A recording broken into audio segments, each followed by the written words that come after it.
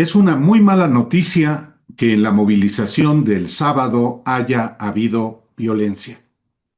Y por eso he escrito ahora La derecha ante la violencia. La derecha de México debería serenarse y, sin el frenesí que la ha guiado hasta ahora, analizar si la violencia es benéfica hasta para sus propios fines. Los jefes de la derecha y la ultraderecha, que ya es una sola, los visibles y los ocultos, desde Claudio X González y Ricardo Salinas Pliego hasta Vicente Fox y Enrique Krause, convocaron a una marcha contra Claudia Sheinbaum el sábado 15, inspirados en las revueltas juveniles en Nepal y Bangladesh que, tras incendiar edificios públicos y chocar con policías y soldados, derrocaron a los gobiernos. En esos países hubo decenas de muertos, jóvenes incluidos. Por fortuna, aquí no, pero ninguno de estos personajes y el PRIAN pueden eludir su responsabilidad en la violencia. O no sabían a lo que llamaban. Debe también dimensionarse lo ocurrido el sábado.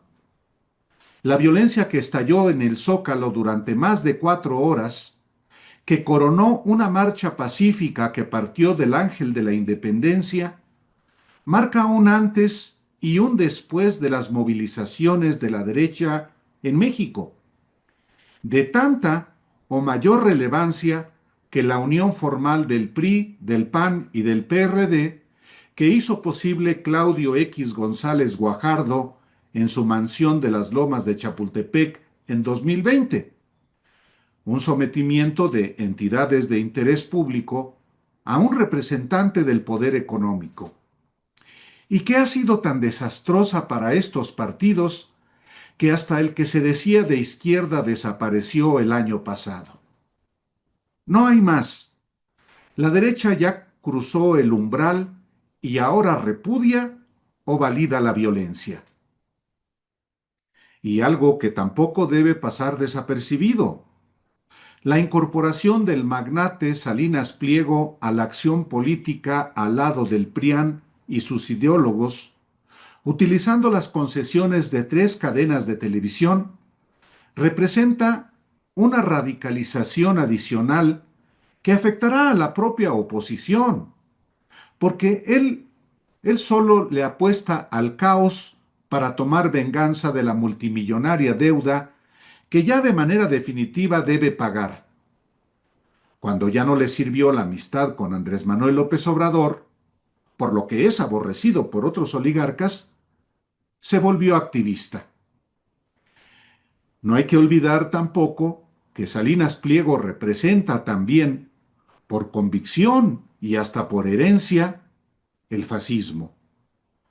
He demostrado desde hace un cuarto de siglo que Hugo Salinas Price, su padre, financió a líderes e iniciativas nazis, entre ellas a la organización secreta que creó el Movimiento Universitario de Renovadora Orientación y otros grupos paramilitares para, desde los 60, agredir a sus enemigos, y que además recibía órdenes de la CIA de Estados Unidos y estaba también al servicio de la Dirección Federal de Seguridad, la asesina policía política del régimen priista.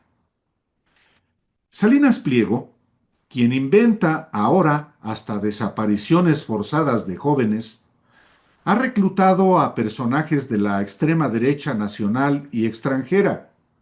Uno de ellos es el pasquín argentino Derecha Diario, pero también a intelectuales con el propósito de potenciar su personal agenda de oposición. Justo en la víspera de la violencia en el Zócalo, el Centro Ricardo Salinas Pliego y la revista Letras Libres, que dirige Krause, se unieron en la organización de un coloquio con sedes en el Colegio Nacional y en la Universidad de la Libertad. Se trata de una convergencia ideológica y política que explica por qué Salinas Pliego y Krause se unieron también para convocar a la marcha del sábado que derivó en violencia, exactamente como las manifestaciones de Nepal y Bangladesh convocadas por la generación Z con la bandera de la calavera con sombrero de paja. Una vez más, ¿no sabían a lo que convocaban? Y no, hay intelectuales que están ya de plano al servicio del fascismo. Por eso, lo ocurrido en el Zócalo impone al gobierno, el de la Ciudad de México que encabeza Clara Brugada y el de la República de Claudia Sheinbaum, la obligación de desenmascarar de una vez por todas a los provocadores que generan violencia en toda movilización.